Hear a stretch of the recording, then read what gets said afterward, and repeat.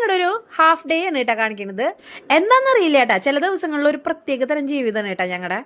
ഇന്ന് റേഷൻ കടയിൽ പോലുണ്ട് ഞങ്ങളുടെ മെയിൻ പരിപാടി. അങ്ങനെ അമ്മ വർക്ക് ചെയ്യുന്നോട് ചെന്നിട്ട് അമ്മയുടെ ഇന്ന് റേഷൻ കാർഡ് വാങ്ങിച്ച് നേരെ റേഷൻ കടയ്ക്ക് വിട്ടു കേട്ടാ. റേഷൻ കടയിൽ തേരി വാങ്ങിയിട്ട് ഞങ്ങൾ നേരെ അമ്മയുടെ റേഷൻ കാർഡും കൊടുത്ത് ഇരിങ്ങാലക്കുടയ്ക്ക് പോയിട്ടാ.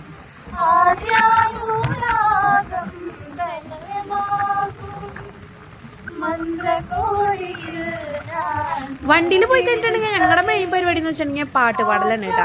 വീട് എത്തണ വരെ ഇങ്ങനെ ഓരോ പാട്ടുകൾ മാറി മാറി പാടിക്കൊണ്ടിരിക്കും കേട്ടാ. ഈ പാട്ട് പാടുന്നതിന്റെ ഇടയിൽ നന്നൂനാണെന്നുണ്ടെങ്കിൽ കുശുമ്പ് വന്നിട്ട് അവന് കാക്കേ കാക്കേ പാടണം എന്ന് പറഞ്ഞിട്ട് ഞങ്ങൾ കാക്കേ കാക്കേ പാടി കൊടുത്തുട്ടാ. സത്യം പറഞ്ഞിട്ടുണ്ടെങ്കിൽ ഇരിങ്ങാലക്കുടയ്ക്ക് പോകേണ്ട ഒരു ആവശ്യമില്ല കേട്ടാ. പക്ഷെ ഞാനും അവളും കൂടി കഴിഞ്ഞിട്ടുണ്ടെങ്കിൽ ഞങ്ങൾക്ക് ഇരിങ്ങാലക്കുട പോയി എന്തെങ്കിലും കഴിച്ചാലും സമാധാനം ഉണ്ടാവുള്ളൂ കേട്ടാ. അങ്ങനെ ഞങ്ങള് ടോവിനോടെ വീണ്ടായിലാണ് പോയത്. എങ്ങാനും ബിരിയാണി കിട്ടിയോല്ലോ എന്ന് തിരിച്ചിട്ടാണ് കേട്ടോ പോയത്. പക്ഷെ ആളവിടെ ഉണ്ടായില്ല. ആളെ കാറുകളൊക്കെ കണ്ട് തൃപ്തിപ്പെട്ടു. അങ്ങനെ നേരെ മൂലൻസി പോയിട്ട് ഞങ്ങളൊരു മാംഗോ ലസ്സിയാണ് കേട്ടോ ഫസ്റ്റ് പറഞ്ഞത്.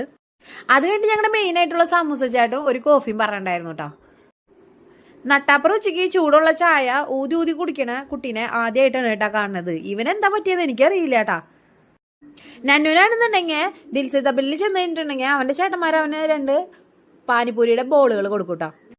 അതൊക്കെ കഴിഞ്ഞ് ഞങ്ങൾ നേരെ വീട്ടിലേക്ക് തിരിച്ചു കേട്ടോ.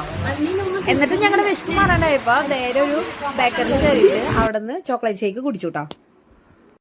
ഫുഡ് കണ്ടു കഴിഞ്ഞാൽ പിന്നെ ചേച്ചിയും മോനും അടയും ചക്കരയാണ് കേട്ടോ. ഫുഡ് കണ്ടു കഴിഞ്ഞാൽ പിന്നെ ഫുഡ് എന്ന് പറഞ്ഞ് നടക്കലാണ് കേട്ടോ ഇവരുടെ പരിപാടി. ഇതൊക്കെ കഴിച്ച് വീടെത്താറായപ്പോഴേക്കും എന്താണെന്നറിയില്ല ഭയങ്കര ദാഹം. അങ്ങനെ ഒരു ജീരക സോഡ അടിച്ച് ഞങ്ങൾ നേരെ വീട്ടിലേക്ക് പോന്നു.